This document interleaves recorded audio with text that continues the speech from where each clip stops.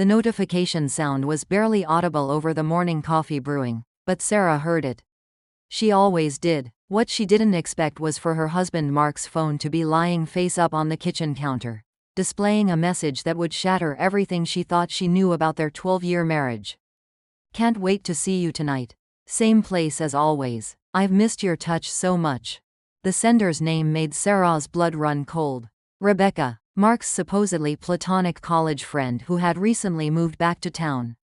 The same Rebecca who had been having dinner with them just last week, laughing at Mark's jokes while Sarah served her homemade lasagna, completely oblivious to what was apparently happening right under her nose. Sarah's hands trembled as she set down her coffee mug. The ceramic clinked against the marble countertop, a sound that seemed to echo through their pristine suburban kitchen like a death knell. She had always prided herself on creating the perfect home, the perfect life. Their house was featured in the neighborhood magazine last spring.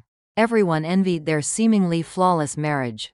Mark was upstairs getting dressed for work, humming that old song he always hummed when he was in a particularly good mood. The same tune he had hummed on their wedding day. Now it felt like mockery. She could hear the shower running, which meant she had maybe 10 minutes before he came down for breakfast. Her mind raced back to the past few months. The late nights at the office that had become more frequent. The new cologne she had noticed but hadn't questioned. The way he had started working out again after years of promising to get back in shape. She had actually been proud of him, encouraging his newfound dedication to fitness. What a fool she had been.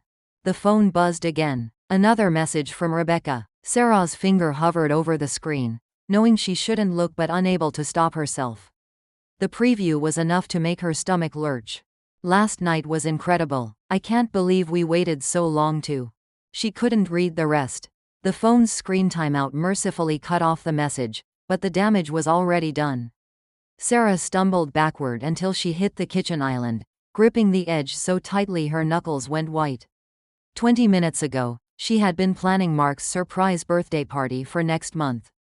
She had already called the caterers, booked their favorite restaurant's private dining room, and started making a guest list that, ironically, included Rebecca. The shower stopped. Mark would be down soon, expecting his usual kiss goodbye and his travel mug filled with coffee exactly how he liked it, 2 sugars and a splash of cream. The domestic routine they had perfected over more than a decade of marriage. The routine that was apparently just a facade covering his betrayal. Sarah forced herself to move. She grabbed his phone and placed it exactly where it had been, then busied herself with preparing his breakfast. Her hands moved automatically, scrambling eggs, buttering toast, pouring orange juice. She had done this thousands of times before, but today each action felt surreal, like she was watching someone else live her life. "Morning, beautiful." Mark's voice made her jump. He appeared in the kitchen doorway, adjusting his tie, looking impossibly handsome in his navy suit. The same suit she had helped him pick out for his promotion celebration last year.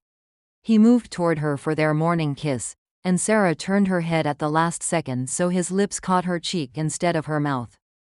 "You okay?" he asked, concern flickering in his brown eyes. Those eyes that had looked at her with such love on their wedding day. The same eyes that were now looking at another woman with desire. "Just tired," Sarah managed, handing him his plate. She watched him eat, really looked at him for the first time in months. When had the fine lines around his eyes appeared? When had the gray started threading through his dark hair? He was still undeniably attractive, still the man she had fallen in love with in college. But sitting across from her now, making small talk about his schedule and the weather, he felt like a stranger. His phone buzzed. Mark glanced at it casually, then quickly flipped it face down. But not before Sarah caught the slight smile that tugged at his lips. A smile she recognized because it used to be reserved for her. "Big day today?" she asked, surprised by how normal her voice sounded. "Just the usual meetings. Might run late again tonight, though. You know how it is." He stood, straightening his jacket.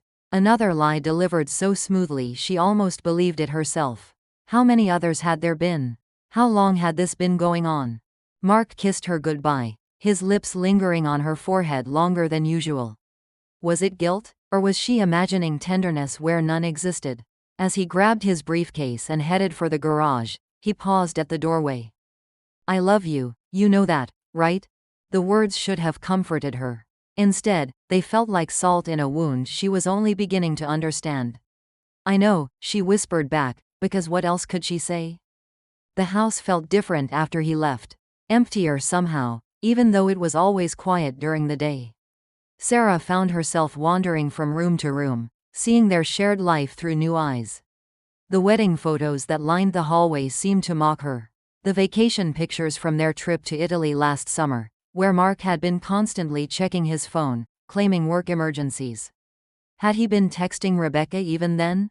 She ended up in their bedroom, staring at the unmade bed they had shared just hours ago.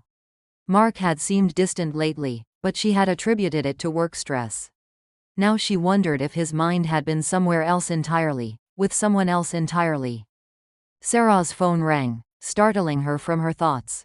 It was her sister Jenny, calling for their weekly check-in. For a moment, Sarah considered telling her everything. Jenny had never particularly liked Mark, had always said there was something too smooth about him. But the words wouldn't come. Admitting the truth out loud would make it real, and she wasn't ready for that yet. Instead, she found herself lying just as smoothly as her husband had. Everything was fine. Mark was wonderful. Life was perfect. The same lies she had been telling herself, apparently. After hanging up, Sarah realized she was crying. Not the dramatic sobs she had expected, but quiet tears that seemed to come from somewhere deep inside her chest. She was mourning not just her marriage, but the life she thought she had been living. The future she had been planning was dissolving before her eyes. The worst part wasn't the betrayal itself, but the realization of how little she really knew the man she had shared her life with for over a decade. If he could lie about this, what else had he lied about? Their entire relationship suddenly felt like a house of cards, and someone had just pulled out the bottom row. As Sarah sat on their bed, surrounded by the debris of her shattered assumptions, she realized that her perfect life had been nothing more than an elaborate performance. And now, with one careless text message, the curtain had finally fallen. The question was, what would she do with the truth she never wanted to discover? The notification sound that had changed everything seemed to echo in her memory. Such a small sound to herald such a large destruction. Mark thought no one would ever know about his secret, but sometimes the universe has other plans. Sometimes the truth finds a way to surface, no matter how carefully it's been buried. Now Sarah had to decide what to do with the knowledge that was burning a hole in her heart.